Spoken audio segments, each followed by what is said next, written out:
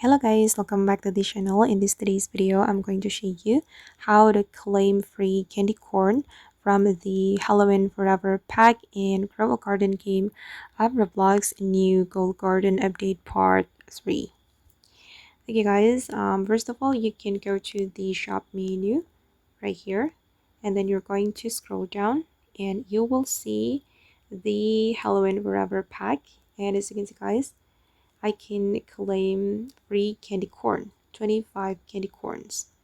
Okay, and just click on this item, and yeah, I have just received 25 candy corn, and the possible rewards will be switched or will be updated every day, every 24 hours if I'm not mistaken.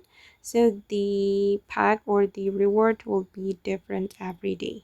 Don't forget to visit this Halloween Forever pack to claim free items or candy corn. And okay guys, that's how we can claim candy corn for free from the Halloween Forever pack in Grow a Garden game of Roblox.